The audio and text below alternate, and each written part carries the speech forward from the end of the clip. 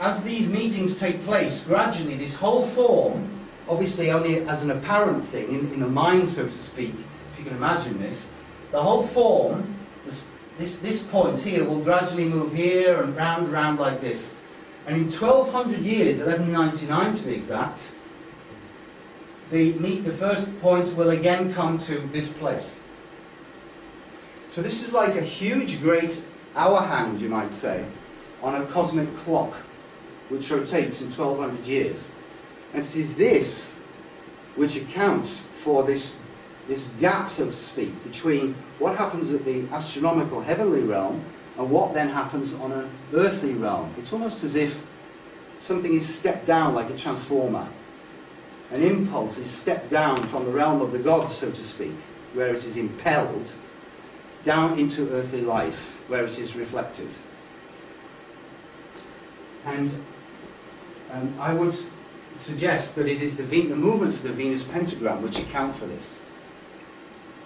So, the age of Aquarius, 3573, a long time in the future. Why is it so important for us to be sure about when the age of Aquarius begins?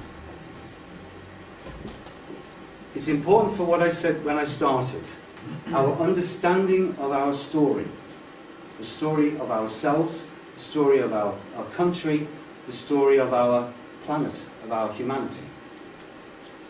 George Orwell in 1984 said, "Those who control the past control the future, and those who control the present control the past."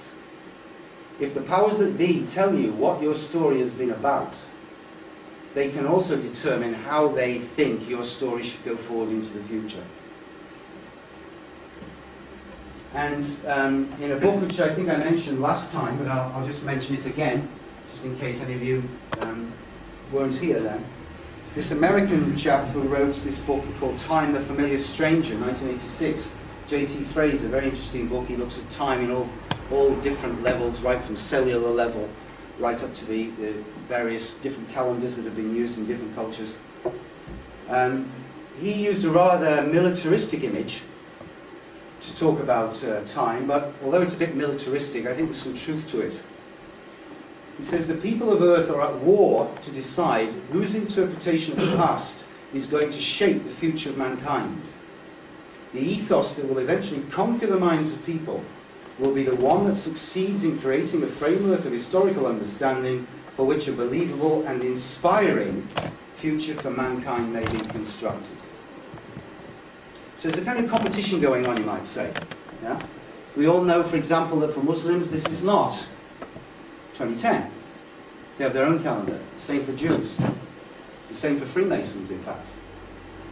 Yeah? The year of Freemasonry is not 2010. There are many different cultures. Even the Japanese are still continuing their own calendar alongside the one that is normally used in the world these days, which came from the West. But you may remember that last time, just to mention one person very briefly, as again an illustration of why this is important, this guy was one of the leading ideologists of the 2012 movement, you might say, Jose Aguilas, American. He's trying really hard to change the calendar. And why? Because he thinks that the calendar of a civilization is primarily responsible for the lifestyle of the citizens of the society, and believes that changing the calendar changes the manner in which people relate to the forces at work in the universe. And he wants to change the calendar to his artificially constructed version of the ancient Mayan calendar. I don't have time to go into all of that now, as we touched on it in the last talk about the Mayan calendar, but basically one of the things he wants to do by doing this is to get rid of the present calendar which we have, which of course, as far as the years go, relates to the birth of Jesus Christ. So by getting rid of the so-called Christian calendar, you get rid of Christianity. This is one of his thoughts.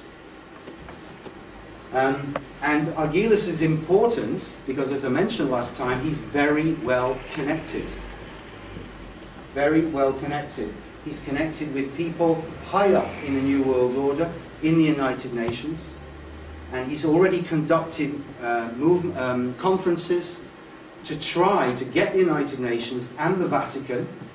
A very big conference was held in 1999 in Central America in order to push this forward.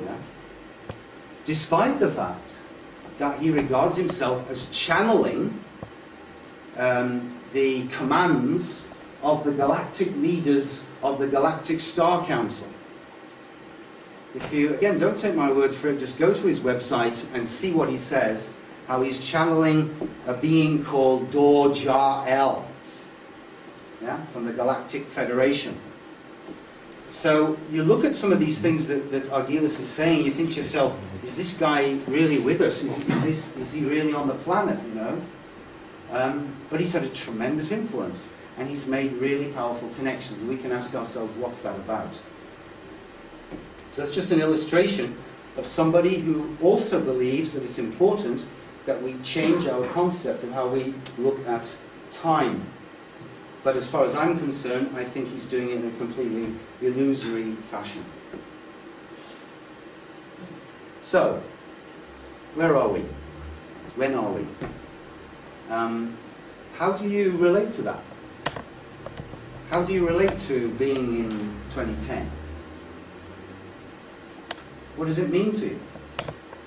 Our scientific culture tells us that the Big Bang happened X billion years ago, and X billion years in the future, presumably our solar system will encounter heat death.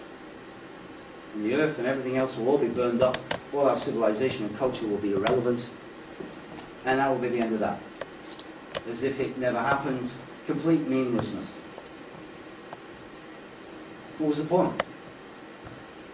This is the picture, the philosophical picture, which natural science has been presenting to us since the 19th century. It's a picture of complete meaninglessness. Even the Richard Dawkinses, all they can come up with in the end is basically, wow, isn't the natural world a wonderful thing? So they have awe, they have reverence, they have interest. But what's it all about, Alfie, is not something they can actually, you know, really address. And sometimes they don't even say it's worth addressing. So we have a bizarre natural scientific picture which tries to see how we get from mollusk to Mozart, how the monkey can get to write Beethoven's symphonies, you know, this familiar image. And you need all these billions of years with this picture because it's a picture based on chance, random chance. So if the monkey's going to write the symphony, the monkey needs billions of years for random natural selection somehow to get us there. This is the picture which we are encouraged in our universities, in our school system, in our science lessons to adopt. And the only way we can kind of escape this picture is through things like Star Trek. Because it's led to an image of where we are completely alone in the universe. And we feel isolated and alone, and we're desperate to find where are the aliens who can keep us company. Can they please come and join us? Yeah. So we are told that we have only one life, of course, amidst all these billions of years. We don't have many lives. We had no life before this life. We will have no lives after this life. There is no spiritual world. There are no gods. There is no Christ. There was no incarnation.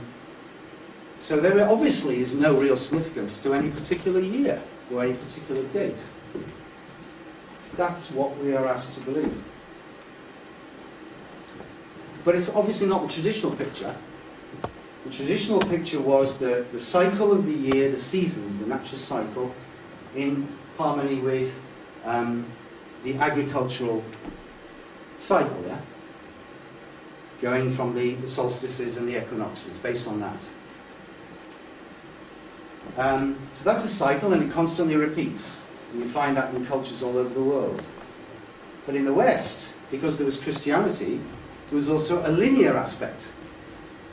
From Eden to the New Jerusalem. From the beginning to the end. From the Alpha to the Omega. So you have two things there in the West.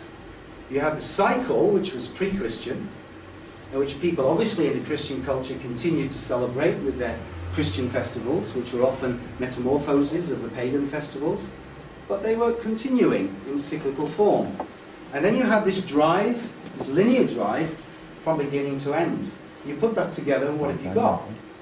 A cycle and a line. You have a spiral in a sense. Yeah? So you had both of these consciousnesses in the West in the last 2,000 years. But some people